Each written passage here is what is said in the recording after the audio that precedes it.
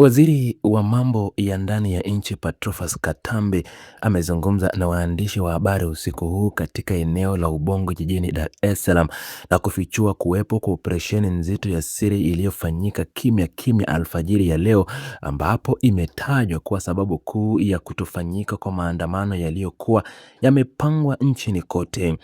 Waziri huyo amebainisha kuwa operesheni hiyo iliyoendeshwa na vikosi vya usalama kabla ya jua kuchomoza ilifanikisha kuizuia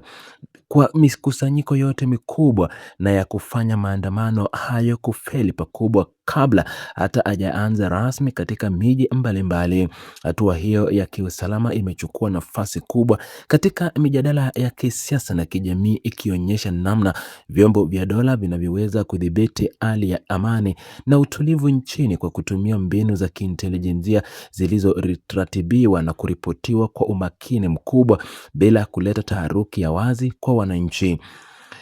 Katika muktadha wa operesheni hii unajidhihirisha kupitia maelezo ya kiongozi huyo, ambapo wameeleza kuwa vyombo vya usalama vilishirikiana kwa karibu na baadhi ya raia waliotoa taarifa muhimu kuhusu waandaji na watu waliokuwa wakipanga kuchochea furugu siku hii ya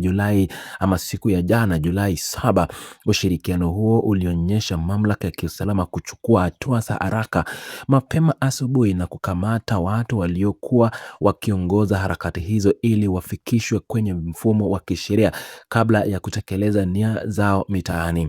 Uchambuzi wa mbinu hii unaonyesha mkakati dhabiti wa serikali wa kuizuia matukio badala ya kusubiri yakitokea, jambo ambalo limeepusha uwezekano wa kutokea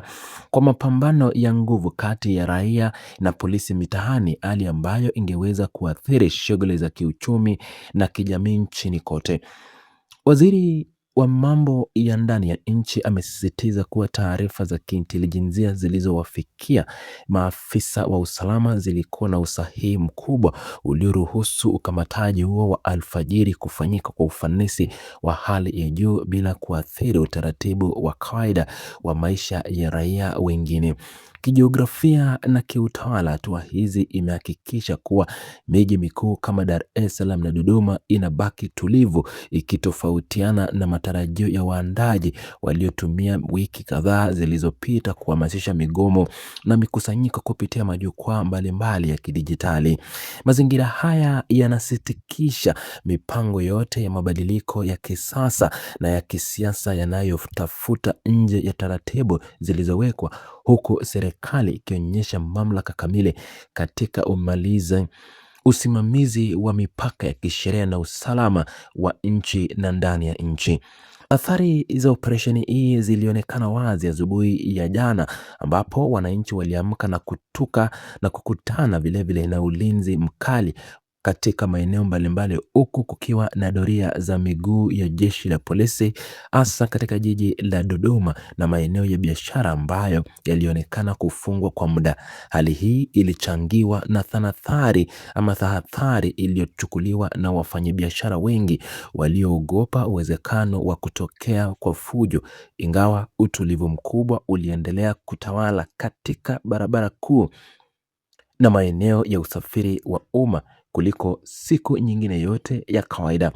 Ukimya huu wa mitaani uliashiria mafanikio ya mikakati ya kuizuia uhalifu iliyotumiwa na serikali, ikionyesha kuwa udhibiti wa mapema wa viongozi wa harakati una uwezo mkubwa wa kusambaratisha mipango ya maandamano bila kulazimika kutumia nguvu kubwa ya kuizuia makundi makubwa ya watu barabarani.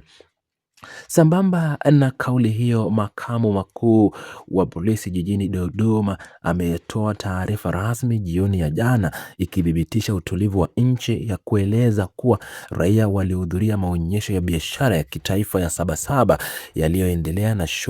wengine wakiendelea na shughuli zao bila usumbufu wowote. Msemaji wa jeshi la polisi amebainisha kupokelewa kwa simu nyingi kutoka kwa raia na waandishi wa habari wa kigeni waliotaka kujua hali halisi na kuhakikishia kuwa maisha yanaendelea kama kawaida, huku kukiwa na onyo kali dhidi ya uenezaji wa ripoti za uongo. Polisi kumbusha kuwa usambazaji wa taarifa potofu kuhusu usalama ni ukiukwaji wa sheria za usalama na mawasiliano ya kielektroniki na posta ya mwaka 1115 ama 2015 kunradhi, kosa linalobeba adhabu ya kifungu cha hadi miaka 16 jela, hatua inayolenga kudhibiti matumizi ya mitandao ya kijamii kama kifaa cha kuchochea hofu. Ujumbe wa mwisho wa waziri wa mambo ya ndani ya nchi Patrobas Katambi kwa waandishi na waandaji wa maandamano hayo umejikita katika misingi ya kiuchumi na kisheria, akieleza kuwa nchi inaongozwa kupitia utaratibu, sheria na utawala bora na si kwa kutumia shinikizo la mitaani. Waziri amefafanua kuwa utawala wa nchi hautakiwi kupitia maandamano bali kupitia ustawi wa kiuchumi unaotegemea amani, kwani mazingira tulivu ndio yanayovutia uwezekaji na kutengeneza fursa ya ajira kwa wananchi. Huku mabadiliko yakitokea, waziri kwenye hoja ya kimaendeleo ameonyesha mwelekeo mpya wa serikali wa kujenga hoja za kiuchumi ili kuwasilisha raia kuachana ama kuwashawishi raia kuachana na harakati zinazoweza kuhatarisha utulivu wa taifa na taswira ya nchi kimataifa.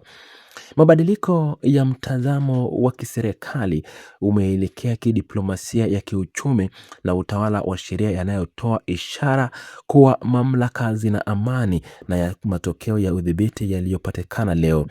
huku kukiwa na mkakati ya kuwatoa wananchi kwenye mawazo ya kimaandamano na kuelekeza kwenye usalishaji, uboreshaji wa maendeleo. Operesheni hii ya siri pamoja na kukamatwa kwa watu waliotuhumiwa kupanga uhalifu kabla ya alfajiri imethibitisha kuwa vyombo vya dola vimejipanga kikamilifu kukabiliana na viashiria vyote vya uvunjivu wa amani kwa kutumia sheria za nchi.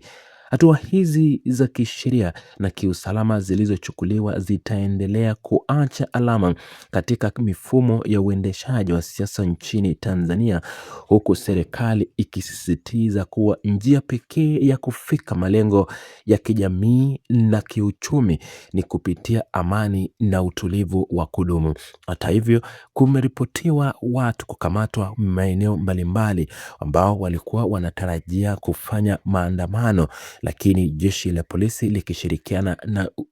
viungo vingine vya usalama waliweza kufanikisha kutuliza